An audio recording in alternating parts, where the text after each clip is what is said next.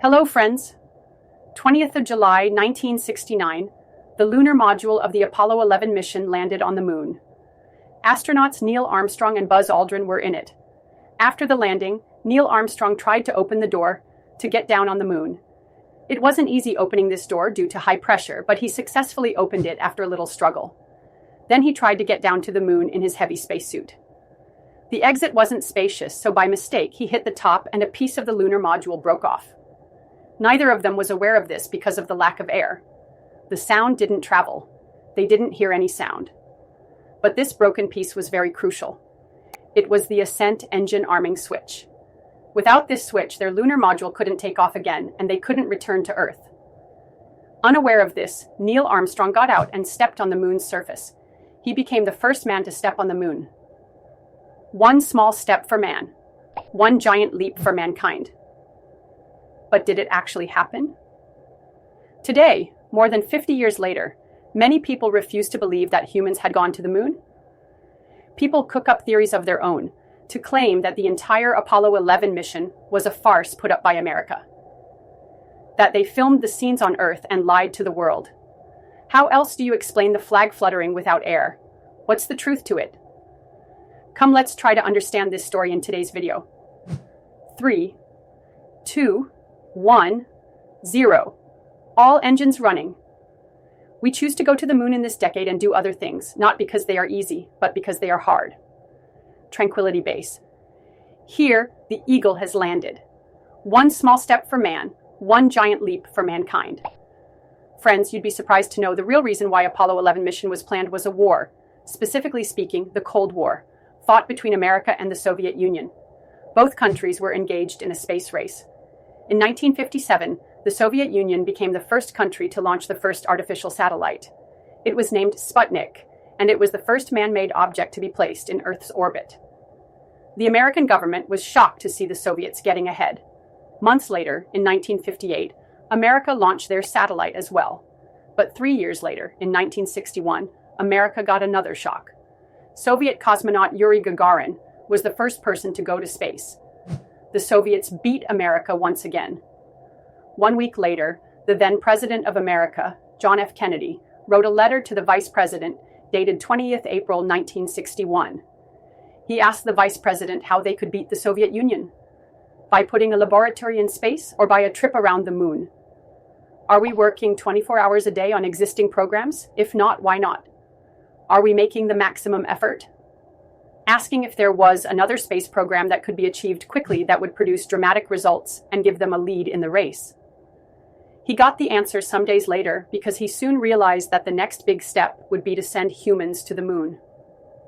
On 25th May 1961, in his famous speech, he promised the world that he would send humans to the moon before the end of the decade. Not only this, he also promised to get the humans back on Earth safely. Before this decade is out, of landing a man on the moon and returning him safely to the Earth. For many, this was an unbelievable announcement. Friends, imagine 1961. There were no smartphones, no internet. There wasn't even GPS technology. The computers were so slow and old in such times. He was promising to send humans to the moon. For this, over the next 5 years, he provided $9 billion in additional funding to the space program. The entire space agency was engaged in fulfilling this one aim. Mere months later, the tests began. First, they tested the rockets that would be used to leave the Earth. Then the heat shields of the command modules were tested. How much they'd be able to resist heat. Then the propulsion system of the service module. Between 1963 to 1967, many unmanned tests were carried out. The rockets didn't carry any humans during the tests. In February 1967, they planned the first manned tests. A test in which astronauts will go up to space in the rockets. This was the Apollo 1 mission. But during the tests on Earth, on 27th of January 1967, the cabin caught on fire, and the 3 astronauts preparing to go to space died in the fire. After this painful event, NASA didn't lose courage. Instead, it continued further testing. Apollo 4, Apollo 5, and Apollo 6 were all unmanned missions for further testing. In October 1968, Apollo 7 mission was launched, and once again they attempted to send humans to space. This was successful. Only 2 months later, in December 1968, Apollo 8 mission was launched, in which 3 astronauts were sent near the moon.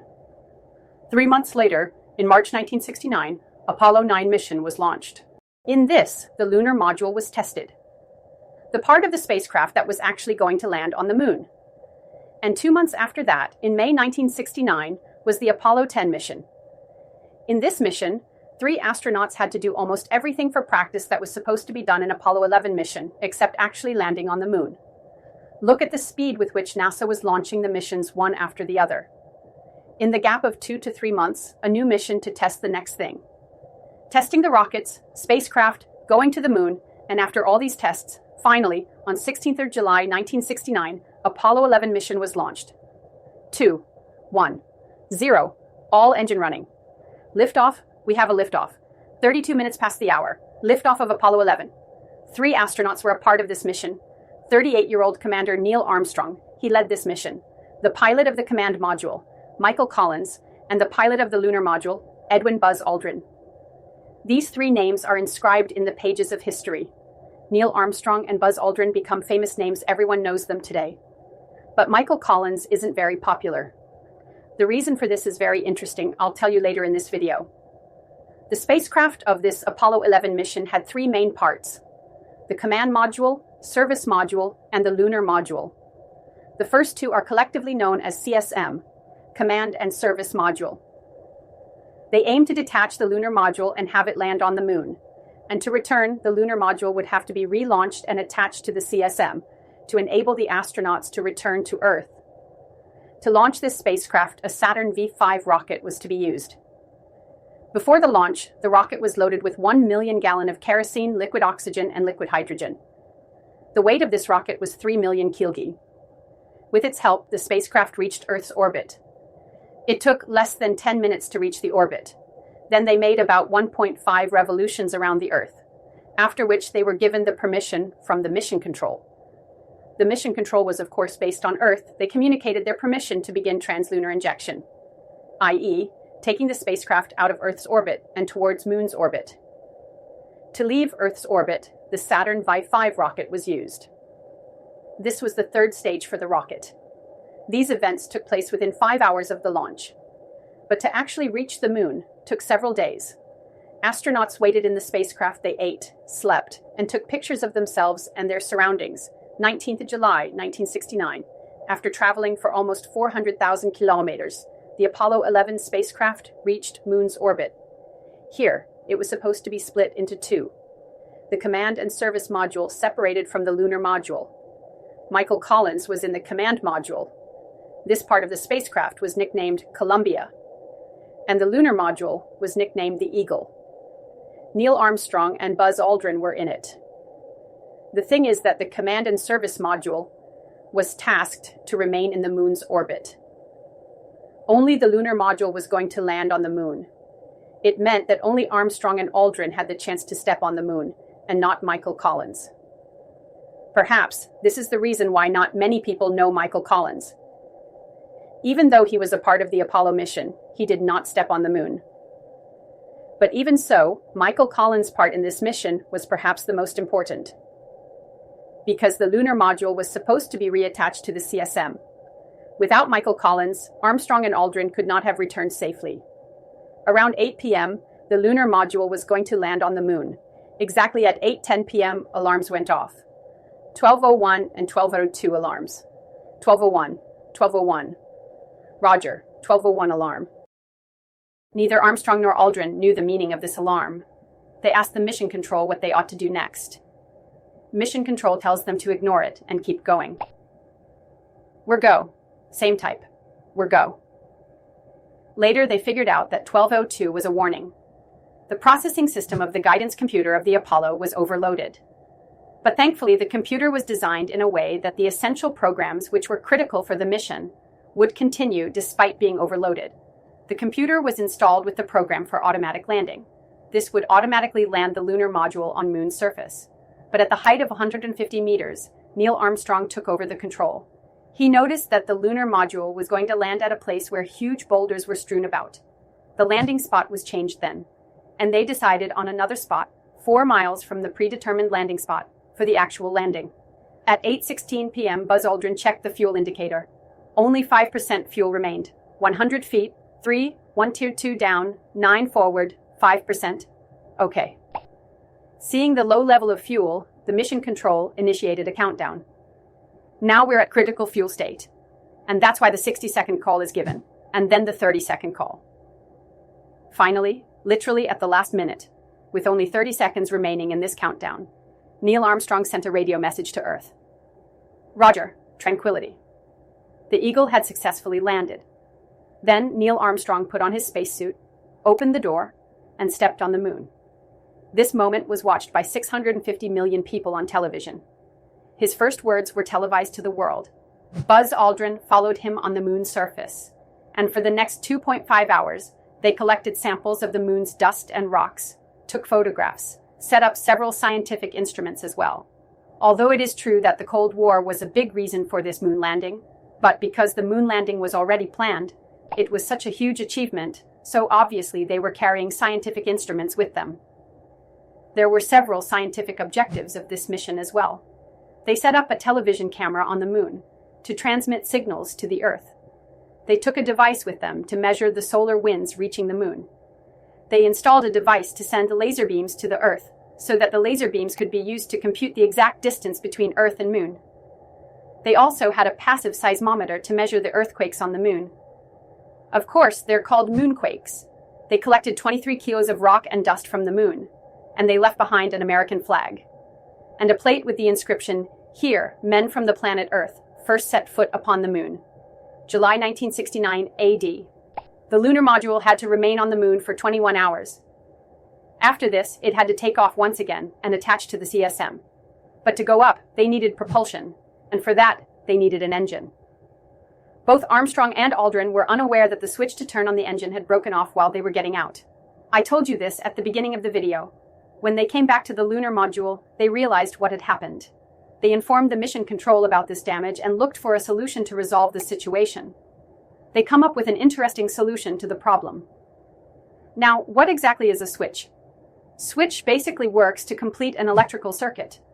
Buzz Aldrin realized that if the circuit is broken, they looked for something that could be used to complete the circuit once again. When he looked around, he noticed his ballpoint pen. He used that ballpoint pen to complete the circuit and to reignite the engine. Finally, the lunar module was reattached to the CSM, and the 3 astronauts turned the spacecraft towards Earth. The plan for landing on Earth was that the command module and the service module would be separated. The service module would then be destroyed due to Earth's atmosphere, but there was a danger that if the service module was damaged severely, with its debris floating all around, they may hit the command module, killing the astronauts on board. To avoid this, NASA installed thrusters in the service module to take it far from the command module, so that they do not collide with each other. But when the astronauts were returning to Earth, they found out that the thrusters on the service module weren't working. The 3 astronauts could only sit in the command module and watch the service module break apart around them. Its debris was floating all around them. It was a miracle that the broken pieces did not hit the command module, and the command module remained safe. The risk of the astronauts dying on this mission was so high that the US President Nixon had prepared an alternate speech in case the astronauts were indeed killed. Can you imagine an alternate speech? In it, he had written, "Fate has ordained that the men who went to the moon to explore in peace will stay on the moon to rest in peace. These brave men, Neil Armstrong and Edwin Aldrin, know that there is no hope for their recovery. These 2 men are laying down their lives in mankind's most noble goal, the search for truth and understanding." But thankfully, this wasn't needed. The command module safely descended the Earth's atmosphere. The parachutes were deployed, and it landed in the ocean. All 3 astronauts were alive and safe. These astronauts were then evacuated by rescue ships from the ocean. It was truly a miracle that they could return alive. It wasn't that the mission had gone exactly as it was planned. They had to face problems at almost every step. They successfully dealt with the problems, and they could return alive. It is interesting to note that after returning, the 3 astronauts were quarantined for 2 weeks. They weren't allowed to be in contact with other humans because of the risk of them carrying pathogens, viruses, or bacteria that they might have encountered on the moon that could possibly wreak havoc on Earth. No one knew for sure. But again, thankfully, nothing of the sort happened. Apollo 11's moon landing was the top news in newspapers worldwide. The US President Kennedy's promise of having humans land on the moon before the end of the decade was made possible by NASA. In 1969, the public had little reason to question mankind's historic first step on the moon. After all, the achievement was a celebration of technological supremacy. America had finally won the space race. Isn't it very suspicious that the decade that was about to end in 1970, a year before that, in 1969, America had reached the moon? It can't be that to have an advantage in the Cold War, America planned a fake moon landing operation, can it? That their actual moon landing mission failed, and they planned this fake mission as backup for the world to see. Friends, this is just one example of the many conspiracy theories that is based on the moon landing. But friends, the truth is that these conspiracy theories have already been debunked several times. But in the Great Soviet Encyclopedia, published between 1970 and 1979, in its third edition, this moon landing was said to be factual multiple times. Soviet articles have even been written that the Apollo landing was the third historic event of the space age. First was Sputnik's launch in 1957, second, Yuri Gagarin's flight in 1961, and the third was the moon landing. The Soviet Union had actually acknowledged this. But then, what about the flag? The flag which was planted on the moon, why was it fluttering? There is no air on the moon. There is a simple reason for that, friends. The flag that Armstrong and Aldrin had taken to the moon was a specially designed flag. Normal flags have one long vertical rod. But there was a horizontal rod in this too, right at the top of the flag, so that the flag would always be extended out. Because everyone working at NASA knew that if a flag is planted on the moon, it wouldn't flutter due to the lack of wind, so they decided to add a horizontal rod at the top so that the flag could always be properly visible. But on this Apollo 11 mission, there were some problems extending this horizontal rod, so this couldn't be extended till the end, which caused the ripple that we see. There were waves in the flag. That's why people think that the flag is fluttering. But actually, the flag isn't fluttering. You can see the flag fluttering only in the videos where the astronauts are holding it and making it move. The reason for this is that the aluminium rods in the flag were acting as springs, so the flag would move for a little while and then remain still. The third most popular theory is that in the photos taken by Armstrong and Aldrin, stars aren't visible. The answer to this is very simple. The moon landing took place in the day, at a time when the sunlight was hitting the moon. And the white spacesuits that were worn by the astronauts were very reflective too. The cameras back then didn't have such resolution to see beyond reflections. Even today, take any phone's camera and try to take a pic at night. If the flash is turned on, you won't see the stars in the background.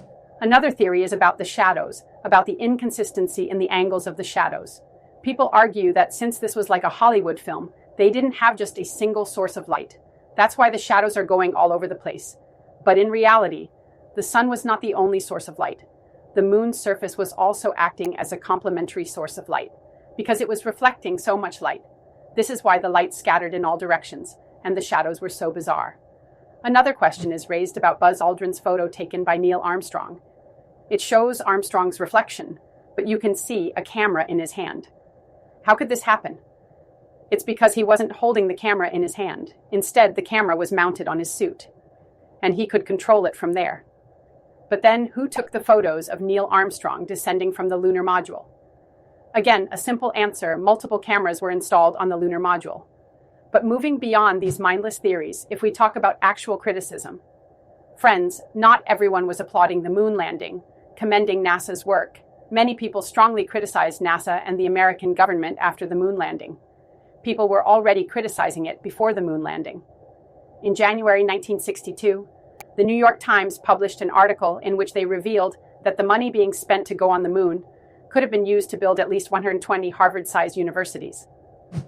They questioned whether so much money should be spent to go to the moon, or should they open a Harvard-sized university in every U.S. state? Weren't there better ways to spend that money?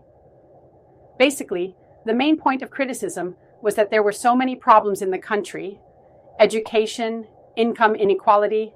Back then, America was also facing the consequences of the Vietnam War. So why was so much money wasted on this? But in reality, there were many hidden benefits of the moon landing that no one had even thought about, such as the advancements in computer chips.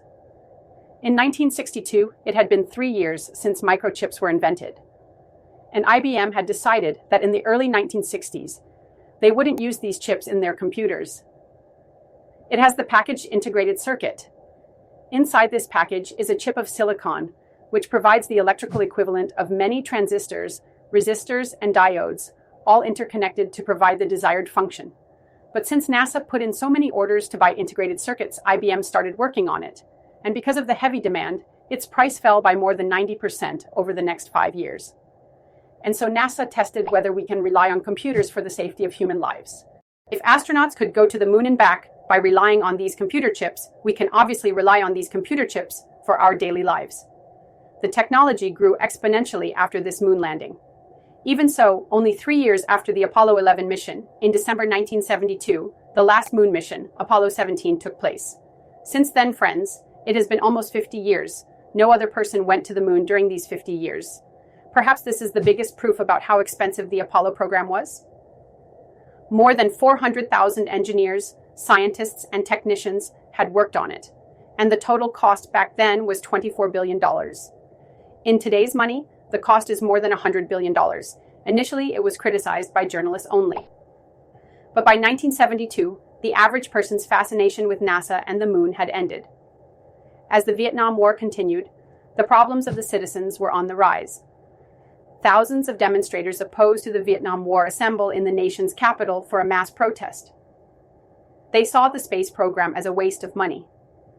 Even though NASA had plans for missions up to Apollo 20, politicians had to heed the citizens, and the money being spent on space programs had to be cut down. In December 2017, former President Donald Trump said that he would increase the funding so that humans could be sent back to the moon by 2024, returning American astronauts to the moon for the first time since 1972 for long-term exploration and use this time. But later he changed his statement and said that NASA should focus on Mars rather than on the moon. But 50 years later, now NASA has made plans again to send people to the moon. Their new Artemis program. They would begin testing with unmanned rockets, but NASA plans that by 2025-2026, they would send the first woman to the moon. After which they plan to send the first person of color to the moon as well. One thing can be said for sure. Before the end of this decade, we will see humans back on the moon. If you like this video, you can watch more space-related videos by clicking on this playlist. The videos cover many such interesting topics. Let's meet in the next video. Thank you very much.